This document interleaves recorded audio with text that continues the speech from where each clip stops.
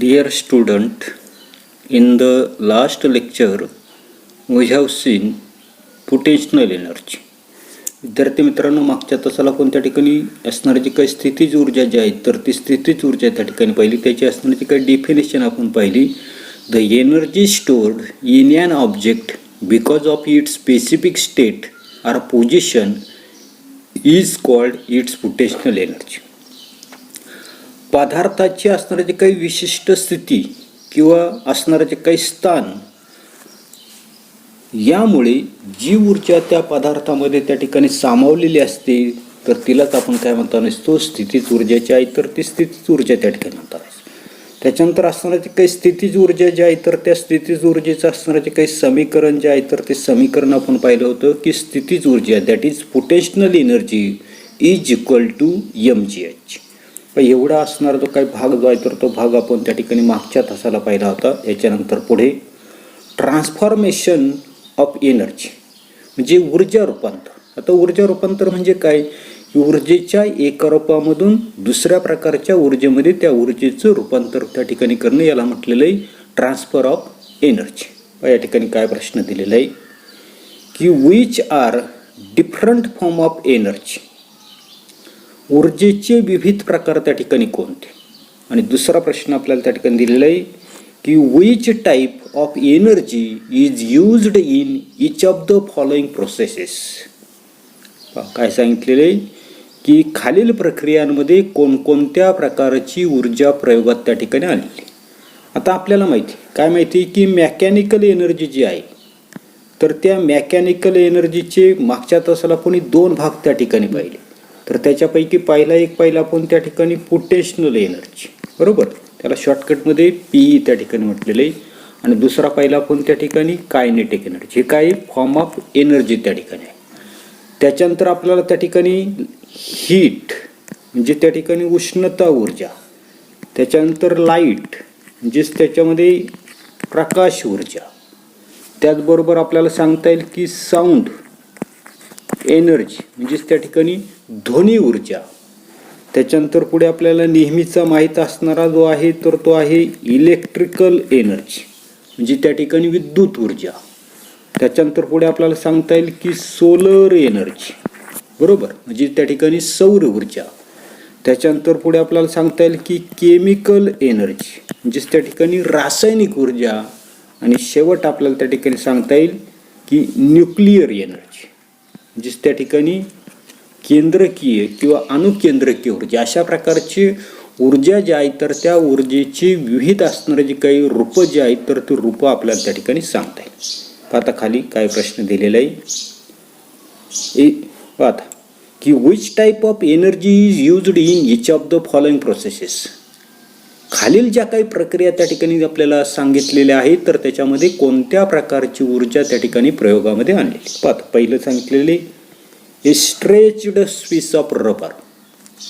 आता हा जो काही ताणलेला जो काही रबर जो आहे तर तो रबर ज्या वेळेला आपण त्या ठिकाणी ताणतो तर त्यावेळेला त्याच्यामध्ये असणारी जी काही पोटेन्शियल एनर्जी जी आहे तर त्या पोटेन्शियल एनर्जीचं रूपांतर त्या ठिकाणी गतिज ऊर्जेमध्ये होतं. त्याच्यानंतर फास्ट मुव्हिंग कार म्हणजे वेगानं जाणारी मोटार.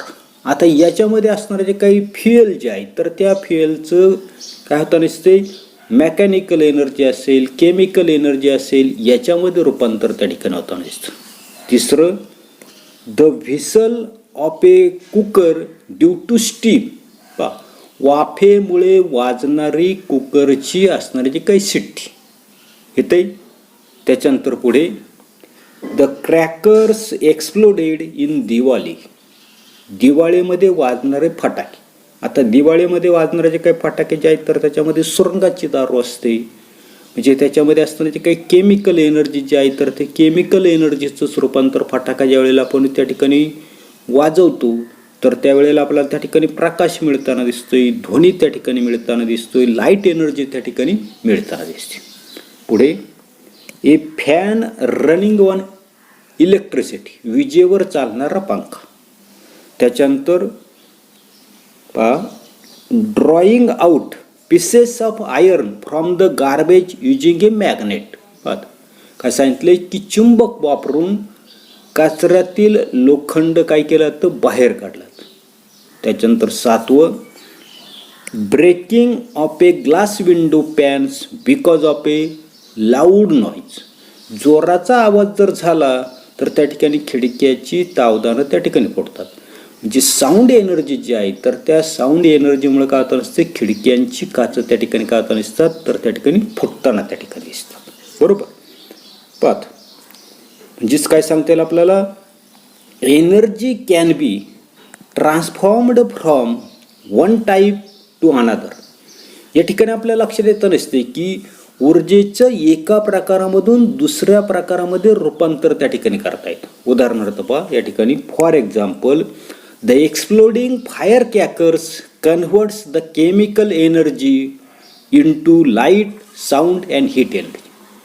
दिवाळीमध्ये ज्या वेळेला आपण फटाके त्या ठिकाणी फोडतो, उडवतो, तर त्यावेळेला त्या फटाक्याच्या आतमध्ये असणारी जी काही रासायनिक ऊर्जा, सुरुंगाची असणारी जी काही दारू जे आहेत ते म्हणजे त्या ठिकाणी रासायनिक ऊर्जा जी आहे तर त्याच्यामुळे आपल्याला ध्वनी, प्रकाश आणि उष्णता या ज्या काही ऊर्जा ज्या आहेत तर त्या ऊर्जेमध्ये रासायनिक ऊर्जेचं रूपांतर त्या ठिकाणी होताना दिसतं.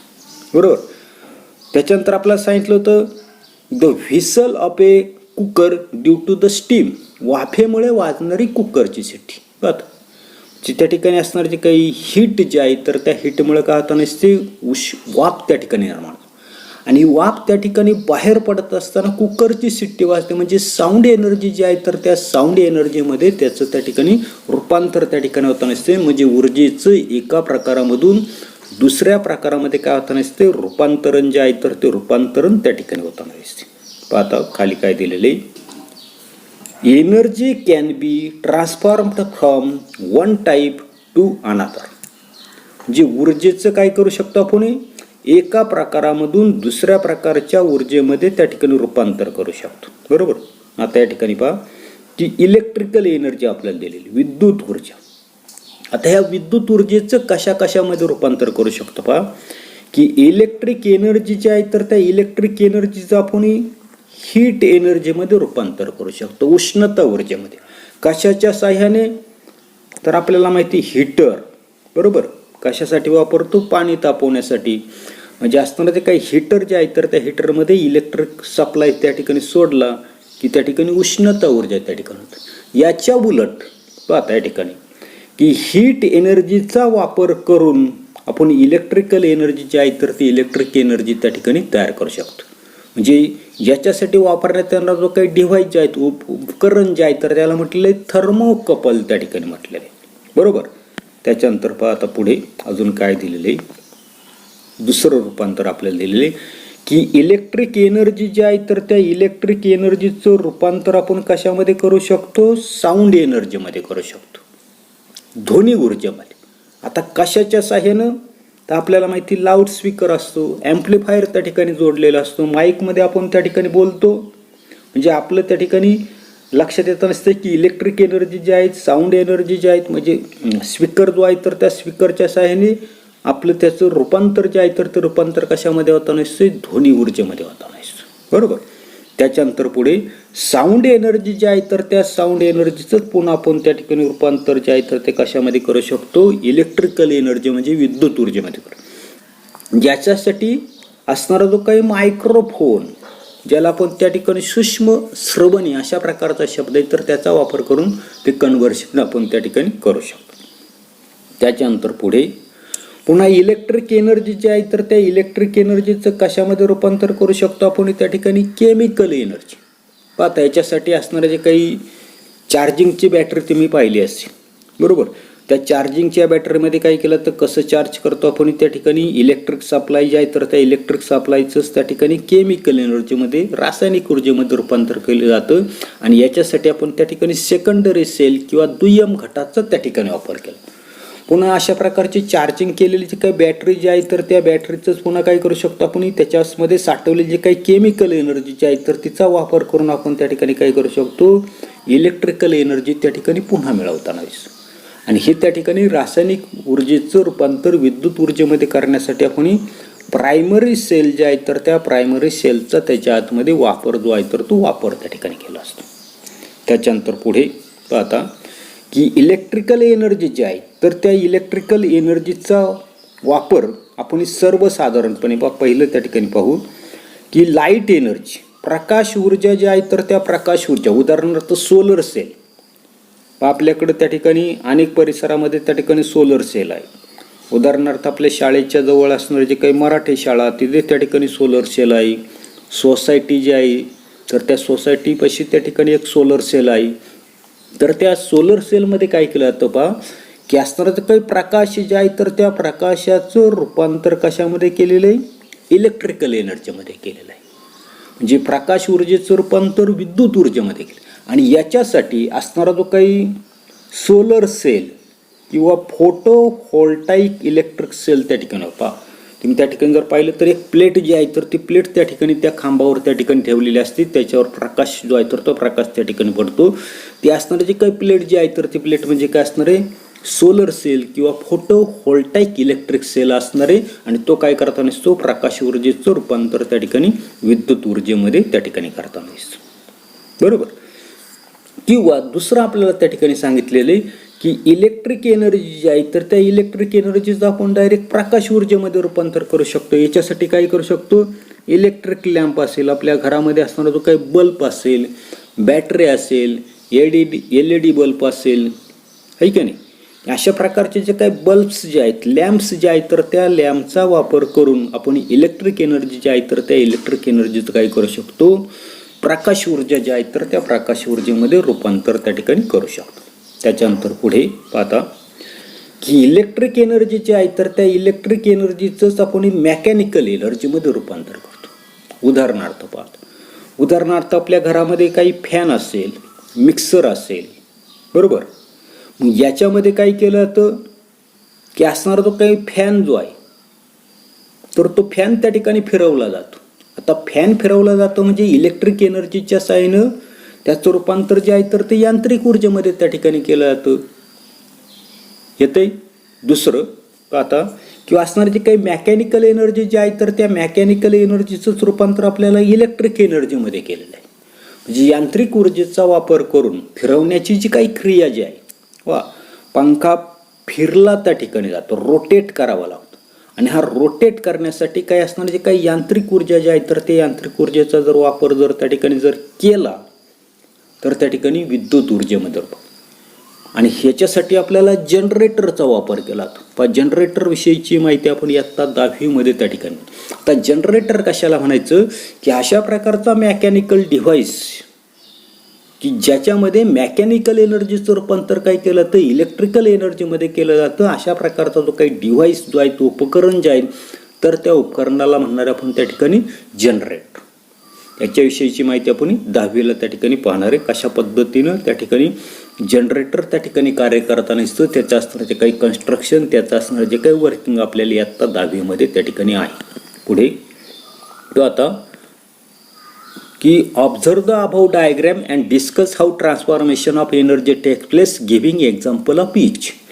आता या ठिकाणी आपण पाहिलेलं आहे की या ठिकाणी ऊर्जा रूपांतर त्या ठिकाणी कसं होतं त्याची आपण चर्चा केली, उदाहरणंसुद्धा त्या ठिकाणी सांगितली. येते.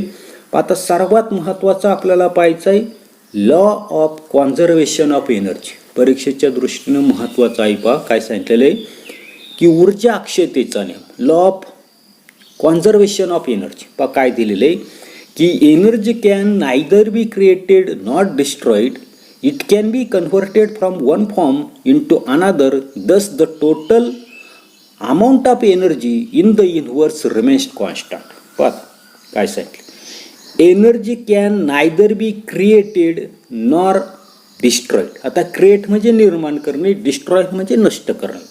म्हणजे त्या ठिकाणी ऊर्जा जी आहे तर ती ऊर्जा निर्माण करता येत नाही, नष्टही करता येत नाही. पुढे it can be converted from one form into अनादर. तिचं काय करू शकतो आपण, एका प्रकारामधून दुसऱ्या प्रकारामध्ये रूपांतर त्या ठिकाणी करतो. आणि दस the total amount of the energy in the universe remains constant. Universe म्हणजे विश्व, आणि तथापि विश्वामधील एकूण ऊर्जा काय होत नसते, सदैव त्या ठिकाणी अक्षय राहते. आता या ठिकाणी एक ॲक्टिव्हिटी दिलेली तेवढी आपल्याला त्या ठिकाणी पाहायची. ट्राय दिस, करून पाहायला सांगितले, घरी तुम्ही त्या ठिकाणी करून पाहायचे. आता काय सांगितले make two pendulum of the same length with the help of the thread and two nuts. पाहता प्रत्येकाच्या घरी त्या ठिकाणी दोरा आहे. नट बोल्ट आपल्याला कळतात, त्या ठिकाणी नट जे आहे तर ते नट त्या ठिकाणी घ्यायचे. म्हणजे दोरा आणि नट बोल्ट घेऊन समान उंचीचे दोन त्या ठिकाणी पेंडुलम म्हणजे दोलक त्या ठिकाणी तयार करायचे. तर या ठिकाणी काय केलेलं आहे, दोरा घेतलेला आहे आणि या दोऱ्याला काय केलेलं एक नट त्या ठिकाणी बांधलेलं आहे. त्याच्यानंतर दुसरा असणारा जो काही दोरा जो आहे तर त्या दोऱ्याला काय केलेलं आहे, पुन्हा एक नट त्या ठिकाणी बांधलेलं आहे. आणि हे दोन्हीच्या दोन्ही काय केलेले वर या ठिकाणी हा जो काही दोरा जो आहे तर त्या दोऱ्याला त्या ठिकाणी टांगलेले. बरोबर. मग अशा प्रकारे आपल्याला दोरा आणि नट बोल्ट घेऊन समान उंचीचे त्या ठिकाणी दोन दोलक त्या ठिकाणी तयार करायचे. आणि काय सांगितलेले पुढं, टाय अनादर thread in the horizontal position. आणि पुढे एक दोरा घेऊन या ठिकाणी क्षितिज समांतर म्हणजे सरळ अशा पद्धतीने काय करायचं आहे तर ते दोन्हीच्या दोन्ही असणारे जे काही पेंडुलम जे आहे तर ते पेंडुलम या ठिकाणचा असणारा जो काही दोरा जो आहे तर त्या दोऱ्याला त्या ठिकाणी बांधून घ्यायचे. आता काय सांगितले, काय सांगितलेले, tie the two pendulum to this horizontal thread in such a way that they will not hit each other while swinging. पाहता या ठिकाणी आपल्याला काय सांगितलंय की हा जो काय असणारा तो काही क्षितिज समांतर बांधलेला जो काही दोरा जो आहे, बरोबर, या दोऱ्याला हे दोन असणारे जे काही दोलक जे आहेत तर ते दोलक अशा पद्धतीने त्या ठिकाणी टांगायचे की जेणेकरून यांना आपण त्या ठिकाणी हलवलं, ऑसिलेट केलं तर हे दोन्हीच्या दोन्ही असणारे जे काही पेंडुलम जे आहेत, नट बोल्ट जे आहेत तर ते एकमेकांवर आदळणार नाहीत. अशा पद्धतीनं त्या ठिकाणी ते बांधायचे. येते पुढे, नाव swing one of the pendulum and observe what do you see. दोन पेंडुलम त्या ठिकाणी आहेत. आता याच्यापैकी काय करायचे, आपल्याला एक पेंडुलम जो आहे तर त्या एक पेंडुलमला काय करायचं आहे तर त्या ठिकाणी ऑसिलेट करायचं आहे किंवा स्विंग द्यायचं आहे, झोका त्या ठिकाणी द्यायचा आहे आणि थोड्या वेळानं निरीक्षण करायचं. पुढे काय निरीक्षण आपल्या त्या ठिकाणी लक्षात येतं पहा, you will see that as the speed of oscillation of the pendulum slowly decreases the second pendulum which was initially stationary began to swing. घरी प्रयोग करून पहा. त्या ठिकाणी तुम्हाला दोरा तर प्रत्येकाकडे आहेच, नट बोल्ट जर नसतील तर समान उंचीचे छोटेसे आपलं समान वजनाचे काय करा, दगड जे आहे तर ते दगड त्या ठिकाणी घ्या आणि हा प्रयोग त्या ठिकाणी करून पहा आणि मग तुमच्या नेमकं काय त्या ठिकाणी ऑब्झर्वेशन येतंय तर ते लक्षात घ्या. काय सांगितलं या ठिकाणी की वरील कृतीचं निरीक्षण केल्यानंतर आपल्या असं लक्षात येतं नसतं. पहिलं काय केलेलं आहे, हा जो काही पेंडुलम जो आहे तर त्या पेंडुलमलाच एकाच पेंडुलमला आपण त्या ठिकाणी झोका दिला आणि थोड्या वेळानंतर आपल्या असं लक्षात येतं नसतं की पहिला असणारा जो काही झोका दिलेला जो काही पेंडुलम जो आहे, दोलक जो आहे तर त्या दोलकाची गती हळूहळू काय होईल तर त्या ठिकाणी कमी होईल. एकदाच झोका द्यायचा आहे येते आणि सोडून द्यायचं. सोडून दिल्यानंतर तो असणारा जो काही दोलक जो आहे तर त्या दोलकाची गती त्या ठिकाणी कमी होईल. त्याच वेळी आपल्या असं लक्षात येतं नसतं की दुसरा असणारा जो काही पेंडुलम जो आहे, दोलक जो आहे तर तो दोलक काय होता नसतोय, तो हा स्थिर असतो.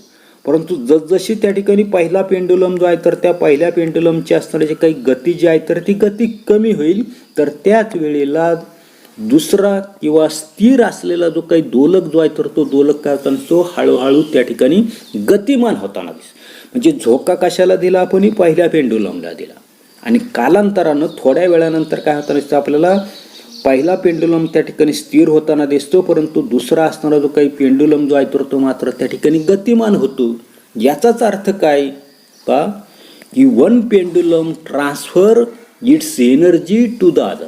तर याचाच अर्थ एक दोलक जे आहे तर तो एक दोलक काय करता नसतो तर त्याची ऊर्जा जी आहे तर ती त्याची ऊर्जा काय करता नसतो, दुसरा असणारा जो काही दोलक जे आहे तर त्या दोलकाला त्या ठिकाणी देताना दिसतो. पण एवढाच असणारा जो काही भाग जो आहे तर तो भाग आपण या तासाला पाहणार आहोत. पुढील भाग पुढील तासाला पाहू. धन्यवाद.